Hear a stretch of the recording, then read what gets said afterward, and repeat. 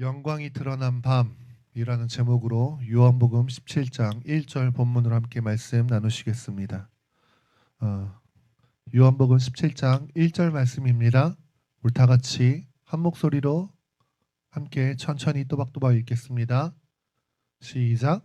예수께서 이 말씀을 하시고 눈을 들어 하늘을 우러러 이르시되 아버지여 때가 이르렀사오니 아들을 영화롭게 하사 아들로 아버지를 영화롭게 하옵소서. 아멘. 네.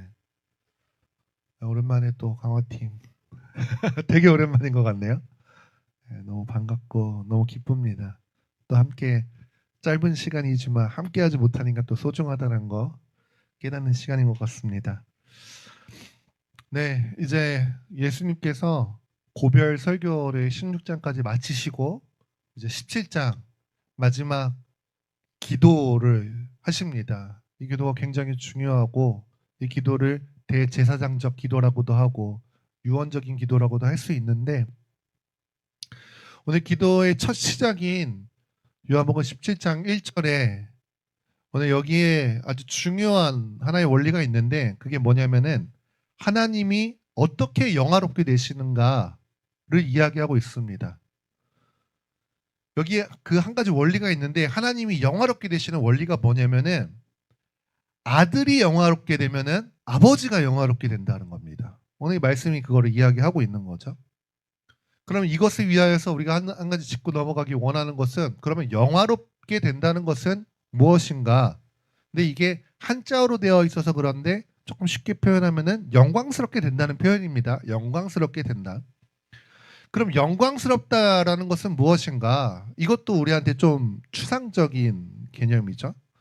영광스럽다라는 것은 영광이 드러난 상태를 말하는 거예요. 영광이 나타난 상태. 영광스럽다, 영광. 이것의 사전적인 의미는 뭐냐면은 빛나고 가치가 인정받고 가치가 존중받는 상태. 뭐 이런 건데 우리가 뭐 이제 연말이니까 뭐 연예 대상 뭐 그런 것들에서 막 연예인들 뭐 연기자 연기 대상 막 이런 거 이제 상 받으면 이 영광을 하나님께 돌립니다. 영광스러운 밤입니다. 막 이런 표현들이 있는데 오늘 성경이 말하는 영광은 내가 좀 높아졌다. 막 이제 그 정도 명예스럽다. 막 이제 그 정도 표현이 아닙니다. 영광스럽다라는 내용의 진짜 본질적인 의미는 뭐냐면은 그 안에 감추어져 있는 어떤 존재의 안에 감추어져 있는 그 존재의 본질이나 그 존재의 속성이 밖으로 드러나서 사람들이 그걸 보고 인정하게 되는 상태. 뭐 이런 걸 영광스럽다라고 할 수 있는데 쉽게 표현하면 이걸 하나님께로 표현하면은 뭡니까? 하나님 되심이 드러난 상태예요. 하나님이 영광스러워지기 위해서 뭐가 더 필요하신 분이십니까? 하나님은 뭐 더 빛나기 위해서 뭘 더 추가하셔야 되는 분이에요? 그분이 가치스러워지시기 위해서 그분의 가치가 더 높아지기 위해서 뭘 더 덧붙이시거나 뭘 더 행동하셔야 되는 분이 아니란 말입니다. 그분은 그분 자체로 더 비교할 수 없이 가치가 가장 높으신 분입니다. 그분 자체로 세상 그 어느 것도 흉내낼 수 없는 진짜 빛을 드러내시는 분이세요. 그렇기 때문에 하나님이 영광스러워지시기 위해서는 첫 번째는 하나님은 뭘 더 하실 필요가 없어요. 그분 자체로 영광스러우세요. 근데 하나님의 영광 되심이 드러나지를 않았어요. 그래서 하나님의 영광 되심이 드러난 상태. 이걸 다르게 표현하면은 하나님이 하나님 되신 상태. 그러니까 사람들로 하여금 온 우주 만물로 하여금 하나님이 어떤 분이신지가 드러나는 상태가 하나님이 영광을 받으시는 상태. 하나님이 영광스러워지는 상태. 오늘 본문의 표현대로 영화스러워지는 상태다라고 할 수 있는 것입니다. 요한복음 17장 1절이 두 분의 영화로움에 대해서 말하고 있습니다. 하나는 하나님의 아들 예수님의 영화로움이고 또 하나는 아버지 하나님의 영화로움인 거죠. 그러면 예수님의 영화로움, 예수님은 어떻게 영광스러운 상태로 드러나시는가? 예수님의 경우에 그분이 영광스러워지시는 것은 특별히 요한복음의 맥락 안에서 그분은 어떻게 영광스러워지시냐? 그분이 하나님의 아들로서 드러나시는 거예요. 예수님의 하나님의 아들이시라는 것이 온 우주 가운데 선포되고 그것이 드러나고 와, 저분은 하나님의 아들이시구나라는 것이 인정되는 상태가 예수님의 영화로움입니다. 예수님이 사복음서에서 이 땅에 오셨을 때에 십자가 지시기 전까지 그분이 하나님의 아들 되신, 그리고 그분이 하나님, 그리고 하나님 자체이신 것을 잘 드러내지 않으셨어요. 물론 기적을 일으키시고 어느 순간순간마다 하나님께서 선택한 사람들을 향하여서 내가 하나님의 아들이신 것을 밝히셨습니다. 아예 꽁꽁 감추셨다는 말이 아니라 제한적으로 보여주셨어요. 누구에게는 보여주시고 누구에게는 보여주시지 않았어요. 그러니까 사람들이 와서 예수님한테 표정 요구하니까 뭐라 그럽니까? 너한테 보여줄 게 없다. 요나의 표정 말고는 보여줄 게 없다. 요나의 표정은 십자가 이야기, 십자가의 죽으심과 부활 얘기하는 거거든요. 그러니까 그 사람들한테 뭐라고 하는 겁니까? 십자가나 봐라. 뭐 이런 얘기 하는 거죠. 그러니까 아무한테나 다 보여주지 않으셨어요. 제한적으로 보여주셨어요. 이유는 무엇입니까? 아직 때가 되지 않았기 때문이죠. 때가 되지 않았기 때문에. 그리고 이제 요한복음 17장에 이르러서는 때가 된 겁니다. 예수님이 하나님의 아들이시라는 것을 온 열방 가운데, 온 우주 가운데 선포하실 때 그분이 단순한 목수의 아들, 인간이 아니라 하나님이시라는 것을 온 열방 가운데 드러내실 때가 온 겁니다. 그때가 뭐예요? 그때가 언제입니까? 십자가죠. 십자가. 십자가에서 죽으시고 부활하시는 것. 예수님께서 십자가의 죽으심과 부활하심을 통해서 그분이 하나님의 아들이시라는 것을 드러내셨어요. 마태복음 27장 54절 한번 읽어보실까요? 시작. 백부장과 및 함께 예수를 지키던 자들이 지진과 그 일어난 일들을 보고 심히 두려워하여 이르되 이는 진실로 하나님의 아들이었도다 하더라. 아멘. 아무도 옆에서 백부장이랑 예수의 십자가의 죽으심을 지켜보던 자들한테 설명하지 않았어요. 예수님도 평소에 나 하나님의 아들이야, 나 하나님의 아들이라니까 왜 아무도 안 믿어주는 거야? 억울해하시면서 십자가에 돌아가지 않으셨어요. 오히려 몇 번 되지 않은 간접적인 인정을 가지고 이들이 꼬투리 잡으면서 꼬투리 잡아서 예수님을 죽였죠. 그리고 예수님이 십자가 위에 하나님의 아들이라고, 유대인의 왕이라고 그렇게 예수님을 꼬투리 잡아서 죽였죠. 근데 이들이 안 겁니다. 십자가에서 죽으신 예수님을 보니까 하나님의 아들 되심이 영광으로 드러나 버린 것을 이들이 알게 된 거예요. 로마서 1장 4절도 이렇게 이야기하죠. 성결의 영으로는 죽은 자들 가운데서 부활하사 능력으로 하나님의 아들로 선포되셨으니. 아멘. 예수님께서 죽은 자들 가운데서 부활하심을 통해서 또 하나님의 아들이라고 온 우주 가운데, 특별히 영계 가운데에도 선포되신 겁니다. 예수님이 영화롭게 되신 거예요. 아멘. 그러면 예수님이 어떤 원리로 십자가를 통해서 그분이 하나님의 아들이시라는 것이 드러나는가? 우리가 생각했을 때 그분이 하나님의 아들이시다라면, 그분이 그 유일하신 세 분 하나님 중에 한 분이신 하나님이라면은 어떻게 해야 됩니까? 우리 생각에서는 권능이 드러나고, 그렇죠. 하나님 아들, 물론 예수님께서 표적을 행하셨어요. 그분이 메시아라는 것을 가르치기 위해서. 그런데 이것을 온 우주 가운데 선포하려면 어떻게 하셔야 돼요? 온 우주가 알 수 있고 온 우주가 인정할 수밖에 없는 하나님의 권능이 막 드러나야 된다고 우리는 생각하잖아요. 그러면 어떻게 됩니까? 예수 십자가에 절대 달리면 안 되죠. 예수 십자가 달리면 안 됩니다. 예수님의 몸에 손을 대? 어디 감히 하나님의 아들의 몸에 손을 대? 저자가 평소에는 목수의 아들인 줄 알았고 기적을 일으키는 건 대단해 보였지만 사실은 우리가 군대를 일으켜서 저를 제압하고 정치적으로 저자를 묶어서 십자가에 죽이면 아무것도 할 수 없을 거야. 그를 따르는 자들도 다 흩어질 거야. 라고 생각하고서 예수를 붙잡으려고 했던 그 밤에 예수를 손대자마자 그 자리에 있던 사람들 다 즉사해. 그것을 예수님을 죽이려고 공모했던 자들 다 그 자리에서 막 피를 흘리면서 죽어. 만약에 그렇게 되면은, 그리고 심지어 예수님의 나라인 이스라엘을 침략한 로마 제국을 무너뜨릴 권세로 막 예수님을 일으켜. 그러면은 사람들이 다 세계 역사 가운데 예수는 진짜 하나님의 아들이었다라고 기록될 수 있겠죠. 우리의 생각은 그렇습니다. 우리의 생각은. 근데 예수님 그렇게 하지 않으셨어요. 오히려 반대였죠. 예수님이 그분이 정말 하나님의 아들이시라는 것을 드러내고 증명했던 순간이 뭐냐면은 순종하신 순간입니다. 순종하신 순간. 요한복음 10장 17, 18절 한번 읽겠습니다. 시작. 내가 내 목숨을 버리는 것은 그것을 내가 다시 얻기 위함이니 이로 말미암아 아버지께서 나를 사랑하시느니라. 이를 내게서 빼앗는 자가 있는 것이 아니라 내가 스스로 버리노라. 나는 버릴 권세도 있고 다시 얻을 권세도 있으니 이 계명은 내 아버지께 받았노라 하시니라. 아멘. 예수님이 십자가에 못 박히신 게, 자신의 목숨을 버리신 게 누구 때문에 억지로 한 게 아니에요. 하나님이 너 그거 안 하면 안 된다, 큰일 난다, 너 그거 안 하면 내 아들 아니야, 이래서 하신 것도 아니에요. 예수님이 선택하신 겁니다. 순전히 그분의 의지로 하신 거예요. 왜 예수님이 십자가에 못 박히시기로 결단하셨는지 아세요?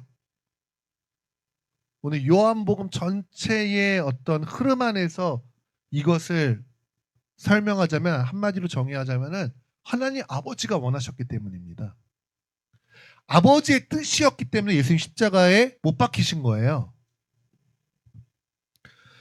예수님이 하나님의 아들이 된다라고 하는 의미가 무슨 의미냐면은, 우리가 생각했을 때 누군가의 아들이 된다, 그냥 혈육지간이다, 그 정도 의미를 말하는 게 아닙니다. 특별히 요한복음 안에서 하나님의 아들이 된다라는 것은 하나님의 뜻을 완전하게 알고 하나님의 뜻과 그 아들의 뜻이 하나이고 하나님의 뜻을 나타내는 사람, 하나님의 뜻을 드러내고 순종하는 자, 그게 아들이에요. 예수님께서 하나님의 아들로서 그분은 하나님 아버지의 뜻을 완전하게 아셨습니다. 아멘. 아버지의 뜻이 뭐예요? 온 인류가 그 죄값을 치르고 온 인류가 구원받고 회복되는 것. 오늘 그게 아버지의 뜻이잖아요. 화해하는 거잖아요. 잃어버린 자녀를 되찾는 게 아버지의 뜻이지 않습니까? 마태복음 11장 27절 한번 읽겠습니다. 시작. 내 아버지께서 모든 것을 내게 주셨으니 아버지 외에는 아들을 아는 자가 없고 아들과 또 아들의 소원대로 계시를 받는 자 외에는 아버지를 아는 자가. 아멘. 이 하나님 아버지의 애타는 마음, 잃어버린 백성들, 자신의 자녀들을 다시 되찾길 원하는 마음, 우리를 선택한 당신의 자녀들을 구원받지 못해서 지옥에 가는 것을 그냥 두고 볼 수 없는 그 아버지의 마음을 아는 자가 없어요. 그 마음을 아는 자가 누구라고 얘기합니까? 아들이라는 겁니다. 아들. 그리고 아들이 선택한 자들, 아들이 알려주신 자들. 기본적으로 아버지의 마음을 아는 자는 아들밖에 없습니다. 예수님이 아들이기 때문에 아버지의 마음을 완전하게 아셨어요. 영혼을 향해 애타는 아버지의 마음을. 그러니까 그분이 이 땅에 오신 겁니다. 그리고 또 예수님은 그 자기가 완전히 아신 아버지의 뜻에 자신의 뜻을 완전히 하나 되게 하셨어요. 일치되게 하셨다는 겁니다. 요한복음 5장 19절 보면, 그러므로 예수께서 그들에게 이르시되 내가 진실로 진실로 너희에게 이르노니 아들이 아버지께서 하시는 일을 보지 않고는 아무것도 스스로 할 수 없나니 아버지께서 행하시는 그것을 아들도 그와 같이 행하느니라. 이 예수님이 지금 말씀하신 이 말씀의 정의에 따르면은 아들은 자기 스스로 행하는 자가 아니에요. 그렇죠? 누구 뜻대로 행하는 자입니까? 아버지 뜻대로 행하는 자입니다. 자기 뜻대로 하지 않고 아버지 뜻대로 행한다라는 말은 뜻이 아버지와 완전히 하나가 되었다라는 말이에요. 아멘. 그래서 예수님은 십자가를 통해서 온 인류를 구원하고자 했던 그 창세기 3장 15절인가요? 14절인가요?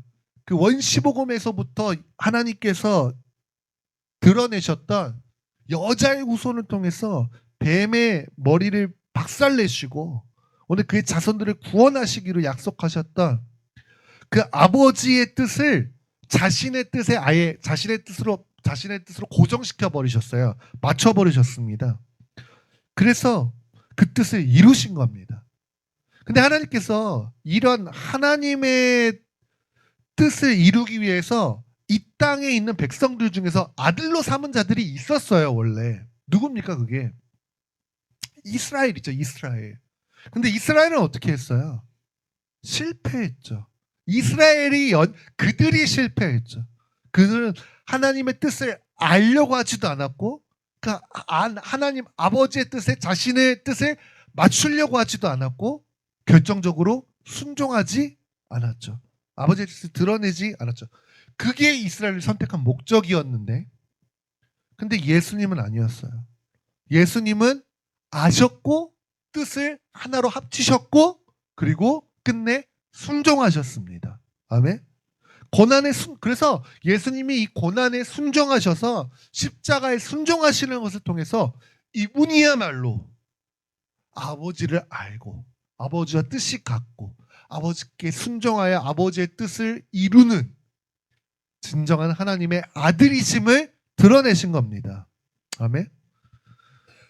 이게 예수님이 영화롭게 되는 방법이에요. 예수님의 영화로움이에요. 여기서 아까 읽었던 17장 1절에서 예수님의 아들이 영화롭게 된다고 할 때 영화로움은 이 십자가를 통해서 예수님이 영화롭게 되시는 거예요. 그럼 아까 읽었던 요한복음 17장 1절에서 말하는 하나님의 영화롭게 되심은 어떤 식으로 이루어지는가? 예수님께서 십자가 지시는 부활하시는 그 사건을 통해서 하나님의 성품이 드러나는 것을 말합니다. 아까 말했죠. 영광이라는 것은 하나님 영광 받으시기에 뭘 더 높여드리고 막 이래야 될 필요가 없다고. 그냥 그분 자체의 어떤 가려져 있는 그것만 드러내면 되는 거예요. 하나님의 속성, 하나님의 성품이 드러나면은 그 자체로 영광인 겁니다. 근데 하나님의 성품이 예수님과 예수님의 십자가 사건을 통해서 온 세상 가운데, 온 우주 가운데 드러났다라는 겁니다. 하나님께서 죄인이 되어서 누구도 하나님한테 약속을 요구할 수 없는 상태가 된 거예요. 죄인이 되어서 그냥 다 저주 아래 있고 사망 아래 있게 된, 사망을 향해 죽을 수밖에 없는 운명의 노인 인류 중에 누구도 하나님한테 하나님 우리를 구원해 주세요 라고 약속을 요구할 수가 없어요. 근데 하나님이 먼저 약속하셨어요. 근데 그 하나님께서 먼저 약속을, 아까 말씀드린 창세기 3장에서 처음 하나님께서 그 약속을 드러내셨죠. 그리고 나서 계속 구약은 하나님께서 너희를 구원하실 거라고 하는 약속들의 연속입니다. 근데 그 약속을 하신 지 수많은 시간이 지났지만 하나님께서 그 수많은 시간 동안 그 약속을 잃어버리시지도 않고 그 약속을 없던 걸로 취소하지도 않으시고 그 약속을 지킬 능력이 없어서 포기하지도 않으시고 끝내 예수님을 통해서 그 약속을 이루신 겁니다. 예수님 십자가에서 뭐라고 말씀하세요? 다 이루었다라고 말씀하시는 거예요. 아버지께서 너희를 구원하시기로 결심하신 그 약속을 아버지 내가 다 이루었습니다. 그래서 예수님의 십자가를 통해서 하나님 아버지가 변하지 않으시는 분이시라는 하나님의 신실하신 그분의 성품이 드러난 것이죠. 그리고 무엇보다 십자가를 통해 드러난 게 무엇입니까?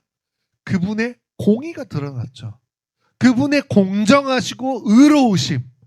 아무리 사랑한다라고 말해도 그냥 나 하나님이니까 없던 걸로 치자가 될 수 없는, 그러면 공의로우실 수 없는 하나님의 그 공의를 만족시키기 위해서 그분이 직접 대가를 지불해서 우리의 죄를 그분이 직접 대가를 지불하신 일.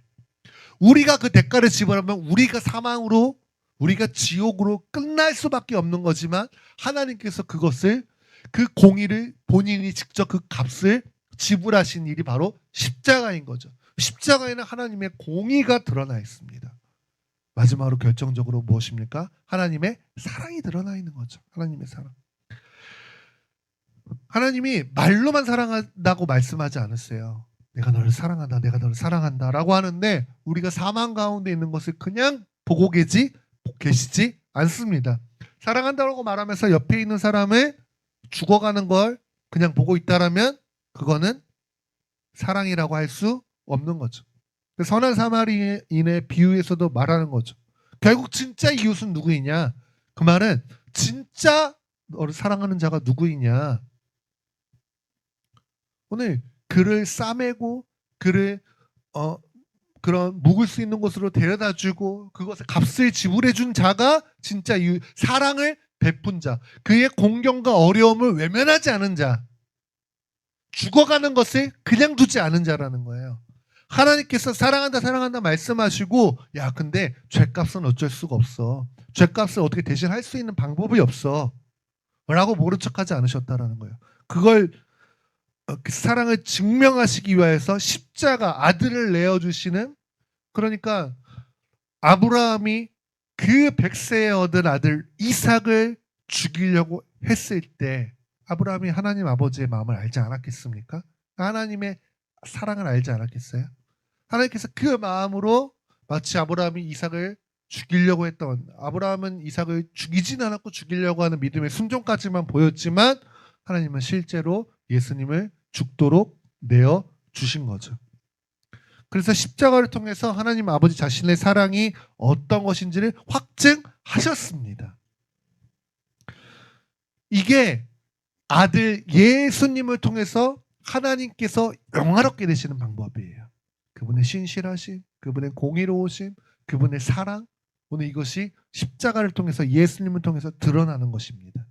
그래서 아들이 영화롭게 되시면, 아들이 십자가를 통해서 영화롭게 되시면 아버지가 영화롭게 되시는, 이것을 아까 요한복음 17장 1절에 이야기한 겁니다. 그리고 요한복음 17장 전체는 이 아버지와 아들의 관계를 확장시킵니다. 누구로 확장시키냐면 거기에 예수를 따르는 자들을 확장시켜요. 첫 번째는 예수님의 제자들을 거기로 확장시키고, 그리고 이것을 듣는 자들, 이들을 통해서 예수님의 제자를 통해서 이것을 듣는 자들, 결국에는 교회들을 그 자리에 확장시킵니다. 그래서 결국에는 어떤 식으로 되냐면은 예수님이 영광스럽게 되심을 통하여서 아버지가 영광스럽게 되시는 이 논리 안에 성도가, 교회가 영광스러워지는 것을 통해서 예수님이 영광스러워지시고, 그것을 통해서 아버지가 영광스럽게 되는 논리까지 예수님이 확장시키는 기도를 하신다라는 겁니다. 요한복음 17장 10절 한번 읽어보시죠. 시작. 내 것은 다 아버지의 것이요 아버지의 것은 내 것이온데 내가 그들로 말미암아 영광을 받았나이다. 그들로 말미암아, 우리를 말미암아, 교회를 말미암아 예수님이 영광을 받으신다는 거예요. 그러면은 아까 읽었던 요한복음 17장 1절의 원리대로라면은 하나님의 영광을 받으시기 위해서 예수님이 영광을 먼저 받으셨어야 됐죠. 예수님 영광 받으신 걸 통해 하나님이 영광 받으셨으니까, 그러면 그 논리 안에서, 그 원리 안에서 예수님이 영광 받으시기 위해서는 누가 영광스러워져야 됩니까? 우리가, 교회가 먼저 영광스러워져야 되는 거예요. 그럼 교회는 어떻게 영광스러워지는가? 22절에 말씀하고 있습니다. 내게 주신 영광을 내가 그들에게 주었사오니 이는 우리가 하나 된 것 같이 그들도 하나가 되게 하려 함이니이다. 예수님이, 하나님께서 예수님에게 주신 영광을 다시 그를 따르는 자들에게 주었다. 제자들에게, 성도들에게, 교회에게 주었다라고 말씀하세요. 그러니까 성도를 영광스럽게 했다라는 거예요. 주님이 우리를 영광스럽게 하셨대요. 우리는 어떻게 영광스러워집니까? 뭐라도 트로피 하나 들어야 됩니까? 연말 됐는데 교회에서 우리 아무것도 안 해? 우리 출석상, 개근상 뭐 이런 거 줘야 됩니까? 네? 그거 받으면 영광스러워지는 게 아니라 뭐 높아지면, 성공하면, 잘 되면 그러면 영광스러워지는 게 아니라, 여러분, 하나님 입장에서 봤을 때 인간은 스스로 영광스러워질 수 없습니다. 인간은 어떤 노력을 해도 하나님 기준의 영광에 닿지도 못합니다. 영광스러울 것이 없어요. 우리 안에 영광스러울 것이 무엇이 있습니까? 성도가 영광스러워진다는 것은 예수님의 영광스러움이 우리 안에서 드러나는 상태를 말하는 거예요. 예수님 말씀하시잖아요. 영광을 내가 그들에게 줬다라고 말씀하시지 않습니까? 원래 우리한테는 영광이 없어요. 근데 예수님이 우리한테 영광을 주셨어요. 그래서 그 영광이 근데 감추어져 있어요. 우리 안에. 이게 활짝 드러나면은 우리가 영광스러워지는 거라는 원리가 되는 거예요. 그 방법이 뭐냐? 그럼 우리 안에 예수님이 주신 영광이 어떻게 하면은 드러나는가? 예수님이 어떤 방식으로 하나님을 영광스럽게 하셨어요? 무엇을 통해 영광 받으셨어요? 예수님 뭘 통해 영광 받으셨어요? 아까? 십자가죠, 십자가. 그 원리 그대로 똑같은 겁니다. 우리도 우리 안에 있는 예수님의 영광이 드러나게 하기 위해서는 뭐가 필요하냐면 십자가밖에 필요한 게 없어요. 십자가. 우리 스스로는 영광스러울 게 없죠. 근데 우리 안에 계신 예수님의 영광 그 자체입니다. 근데 이 영광이 우리의 옛사람에 가려져 있어요. 내 성품, 내 성격, 내 기질, 나의 죄, 나의 상처, 이런 것들에 우리가 예수 믿고 그 영광스러운 주님이 우리 안에 생명으로 들어오셔서 우리 안에 영광을 소유한 자들이 되었음에도 불구하고 나의 불신앙, 나의 죄악, 나의 어떤 나라고 하는 이 옛사람 때문에 예수님의 영광스러움은 완전히 그냥 꽁꽁 가려져 있다라는 겁니다. 근데 우리는 이거 그대로 냅두고 이 겉모습 꽁꽁 이거를 어떻게든 바꿔보려고 하고 꾸며보려고 하는데 그거는 종교행위이고, 진짜 살아있는 신앙은 무엇이냐? 우리 안에 이 영광을 가리고 있는 이것을 십자가에 들여서 십자가에서 죽게 하고 십자가의 죽음이 이루어지게 하고 우리 안에 있는 이 영광이 그냥 환하게 드러나게 하는 것. 이게 성도의 영광스러움입니다. 이게 우리의 영광스러움이에요. 아멘. 그럼 그렇게 되면 어떻게 됩니까? 예수님이 영광 받으시는 거예요. 그걸 통해서 우리 십자가를 통해서 예수님이 영광을 받으시는 거예요. 마태복음 5장 16절 한번 읽어봅시다. 시작. 이같이 너희 빛이 사람 앞에 비치게 하여 그들로 너희 착한 행실을 보고 하늘에 계신 너희 아버지께 영광을 돌리게 하라. 아멘. 우리의 빛이 사람들 앞에 비치게 하래요. 우리가 빛이 어디 있어요? 빛은 예수님입니다. 빛은 하나님밖에 없어요. 그래서 우리의 빛을 비추라라고 하는 것은 우리 안에 있는 예수님의 영광을 세상이 볼 수 있게 비추라는 겁니다. 그러려면 뭐 하기만 하면 돼요? 가리지만 않으면 돼요. 우리는 가리지만 않으면 돼요. 가려서 문제인 겁니다. 뭘 우리가 빛을 만들어낼 필요도 없어요. 그리고 그게 우리의 자아를, 우리의 옛사람을 십자가를 통해서 찍고 빛이 드러난 상태가 착한 행실인 거예요. 하나님 보시기에 옳은 행실. 아멘. 그때 어떻게 됩니까? 하나님의 영광을 받으시는 겁니다. 오늘 저 말씀의 원리대로.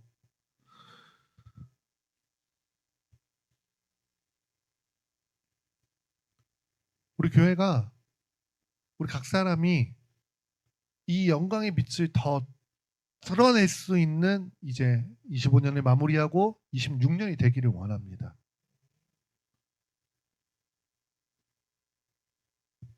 예수님이 이 땅에 오셨을 때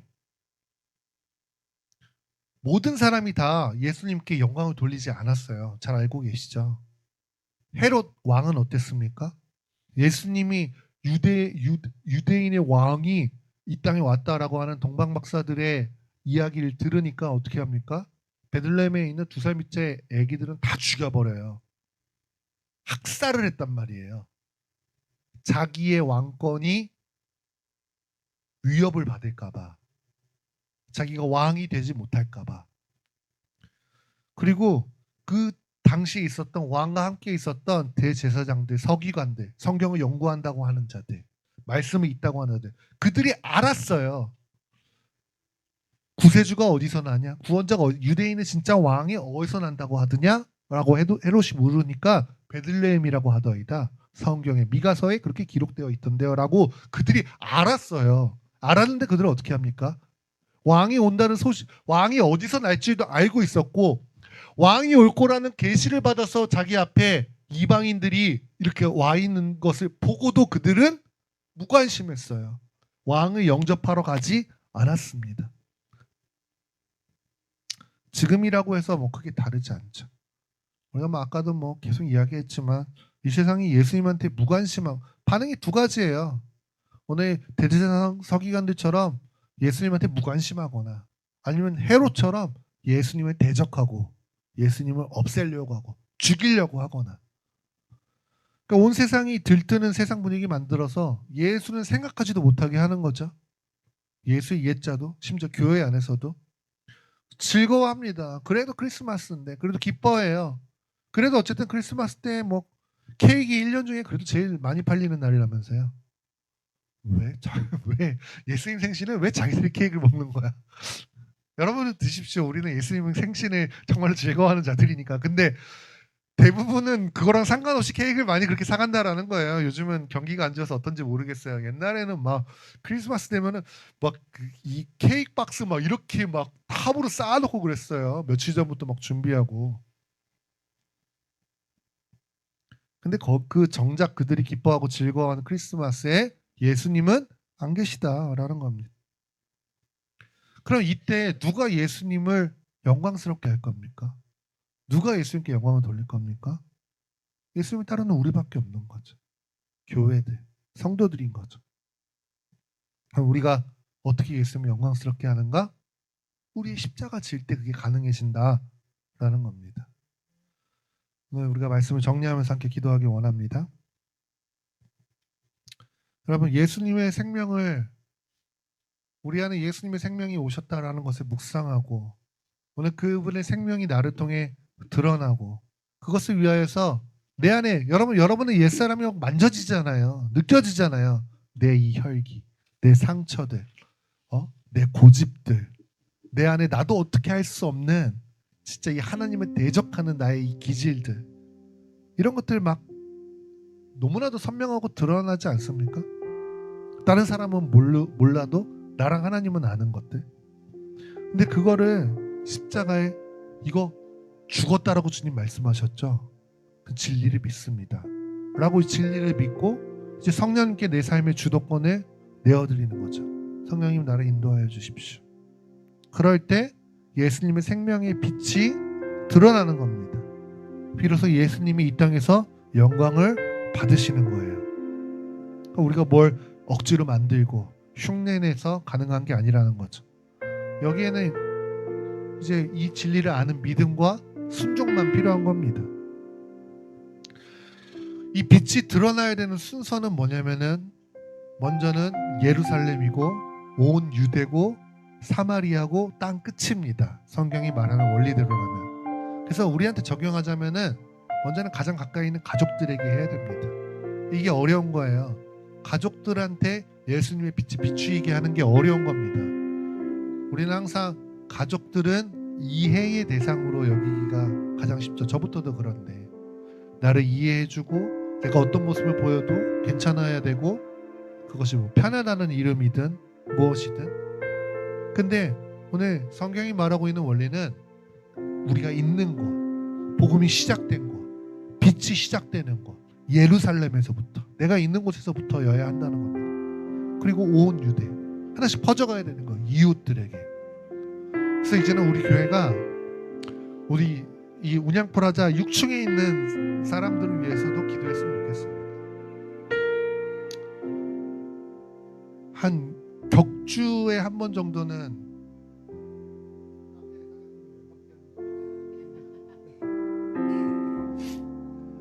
나한테는 안 그러시는데 나는 그게 더 사실은 화가 납니다. 나한테 그러면 내가 얘기하면 되는데 항상 애들한테 가서 얘기하고, 에? 여자 자매분들을 지나갈 때 자매들한테 얘기하고, 박지사님이나 나한테 얘기하지. 그러지는 못하고. 그런 거 참 싫죠.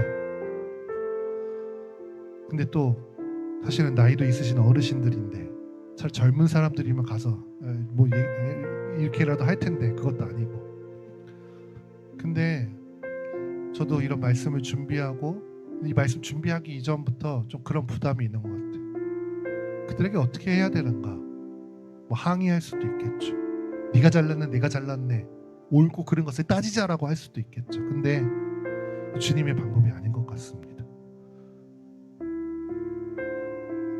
그들이 뭐 사실 뭐 대단한 거 하는 것도 아니에요. 사실 별 것도 아니에요, 진짜. 그렇죠? 그들이 뭐 우리를 엄청 괴롭히는 것도 아니에요. 조금 그 불만을 표시하는 것뿐인데, 그러면 그럴수록 그들에게 기도가 필요한가 보다라고 생각합시다.